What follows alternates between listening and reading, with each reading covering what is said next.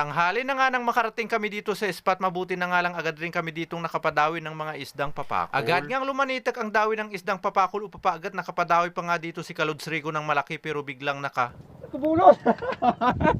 So eto na nga mga kabuli, 45 this video ay nangurekur nga pala kami ngayong araw para mamingwit nga ng isdang papakol o papagad. Medyo tinanghali na nga pala kami ditong nakarating dito sa spot dahil medyo natagalan nga kami sa pagbili ng hipon na pamain sa palengke. Halos alas 8 ng umaga pasado na nga kami nakabili ng pamain na hipon, kaya naman ratratan na nga kami sa paggalaw, kaya hindi na nga kami nakakuha ng video habang papunta dito sa spot. At nakarating nga naman pala kami dito sa spot ng alas 9 pasado ng umaga. Mabuti na nga lang kahit tinanghali nga kami ditong makarating sa spot ay agad ngang lumanitak ang dawi ng mga isdang papakol. Ang ganitong klase ng panguhuli ng isda nga pala dito sa amin ay tinatawag nga dito sa aming lugar na uyooy. Yung uyooy naman ang ibig sabihin sa Tagalog ay hinuhulog lamang yung iyong kawil sa ilalim ng bangka, hindi mo na kailangang ihagis o ibanta. Medyo may kalaliman nga pala itong spot, kaya naman kapag dito nga kami namimingwit, ang ginagamit nga naming pabigat sa aming kawil ay yung steel bar. Ang inilalagay nga naman pala naming ditong taga sa aming kawil ay 3 piraso, magwa lamang nin 4 no masasagkan mga karganin pamain. Dahil maliliit nga ang bibig nitong mga isdang papakol, ang numero ng taga na ginagamit nga naman pala namin dito ay yung 568. Ang numero ng nylon nga naman pala na ginagamit namin dito ay yung 040 para kapag may malaking biyaya na dumawi, hindi makawala. Parang itong malaking napadawing isda ni Kalods Rico bigla na lang nakawala.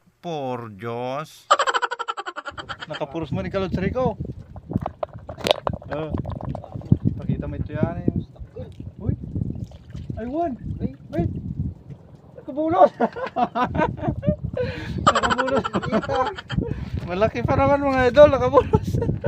Ay. Nang nayan ako mun si Kalods Rico nin alakin biyaya, nakabulos siya, kinya mang nayan kamudo. Siguro hindi talaga yun para kay Kalods Rico, kaya hindi niya ito naisampa. Inabot na nga rin pala kami dito ng alas 2 ng hapon at hindi na nga namin nakuhanan ng buong video itong aming pamimingwit. Hindi na nga rin pala namin dito nakuhanan ng video itong ibang nahuli naming mga isda. Ang priority kuhanan ko ng video na nga lang dito itong mga isdang papakol, dahil kapag kinuhanan ko nga ng video lahat ay full storage na naman. May nahuli nga rin pala ako ditong isang malaking longnose pero ang karamihan nga dito sa aking mga nahuli ay mga isdang papakol. Ito nga rin pala ang mga huling isda ni Kalods Rico, sapat na ring pang-ulam. Magwaanan lamang nin gataan no kaya ko muna kabulos taw si alakin papakol din napadawi na main mairapog na. At pagkarating ko nga pala dito sa bahay ay agad ko nang ibinuhos dito sa palanggana itong mga nahuli kong isda. Lulutuin ko nga pala sa ginataan itong mga nahuli kong isdang papakol, kaya naman agad ko na nga rin ditong tinanggal itong kanilang mga balat. Marami nga ang nahihirapan sa pagtatanggal nitong mga balat ng papakol dahil ito nga ay unon ko share parang inalmidon na kumo. Sa pagtatanggal nga pala ng balat nitong mga papakol, para hindi na kayo mahirapan ay kailangan nyo lang gumamit ng gunting. Siyempre kailangan matalim din yung gamit yung gunting, hindi yung gunting na pwedeng pagilo. Kailangan nyo lang gupitin yung kanyang mga palikpik, buntot at dun sa kanyang bituka. Pagkatapos magunting yung palikpik at buntot ay kailangan mo lang ipitin ng gunting yung balat, pagkatapos tiri-tirin na parang tinga. Maraming salamat po ulit mga kabuli dahil sinubaybayan nyo nga na naman itong aking fishing adventure hanggang dito sa dulo. At sana naman mga kabuli kung nagustuhan nyo nga na naman itong aking video, sana naman wag nyong kalimutang i-like at i-share. O siya, hanggang dito na lang po. Kita-kits na lang po ulit tayo next upload.